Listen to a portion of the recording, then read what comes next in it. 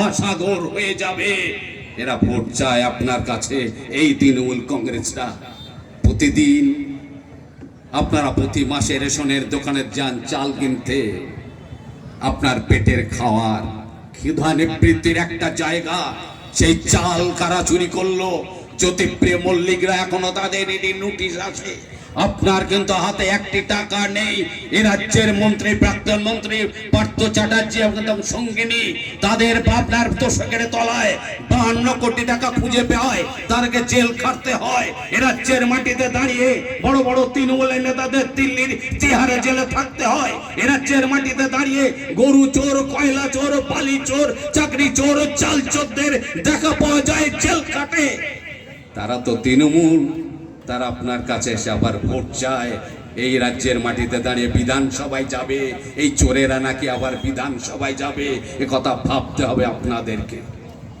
আপনি তো পঞ্চায়েত চালাচ্ছেন, এলাকায় দেখেন পঞ্চায়েতে ভোট দিয়েছিলেন না পারেননি? দিয়েছিলেন নাকি? এই 23 সাল এই পঞ্চায়েত 78 সালে জ্যোতি বসু কি বলেছিলেন রাইট আছে, আমি সরকার চালাবো না, আমি সরকার চালাবো গ্রাম থেকে। 78 সালে পঞ্চায়েত নির্বাচনে এখানে অনেকেই আছেন, অনেকে ভয়বিদ্ধ। এলাকায় কুল্লা গ্রাম পঞ্চায়েতের মধ্যে ভয়বিদ্ধ হয়েছেন। গ্রামের পঞ্চায়েতের প্রধান ছিলেন। একবার লক্ষ্য করে দেখবেন 78 সাল থেকে পঞ্চায়েতের প্রধান যারা ছিলেন, বামপন্থী, সিপিএম, সিপিআই যারা প্রধান ছিলেন, উপপ্রধান ছিলেন, তাদের বাড়ি ঘর আর্থিক অবস্থা একবার যাচাই করে দেখবেন তাদের কি অবস্থা। বর্তমান সময়ে পঞ্চায়েতগুলো দেখুন 14 পর থেকে পঞ্চায়েতের ভোট হয় কিনা সন্দেহ, নমিনেশন দিতে পারবেন কিনা সন্দেহ। কিন্তু যারা চুরি করে, ভোট চুরি করে, ক্ষমতার ডান হাত বাঁ হাত ক্ষমতা দেখিয়ে, অর্থ এবং বেশি শক্তিকে কাজে লাগিয়ে যারা আপনার পঞ্চায়েতে প্রধান হয়েছে, গ্রাম পঞ্চায়েতের মেম্বার হয়েছে, বুথের তৃণমূলের সভাপতি হয়েছে, একবার তাদের দেখবেন আপনারা তারা কি করে। আমি জানি এই বাজারে যারা শুনছেন দূরে এবং কাছে, তাদের বুকের মধ্যে কাঁপুনি আসছে। একথা ভয়ে প্রকাশ করা যাবে না। যে ছেলেটা বুথের সভাপতি বা পঞ্চায়েতের মেম্বার হয়েছে তৃণমূলের, একটা সাইকেল চালিয়ে টিউ সারাই করার পয়সা ছিল না, বাড়িতে যাওয়ার মতো পরিস্থিতি, সাইকেল ঠেলে যেতে হতো।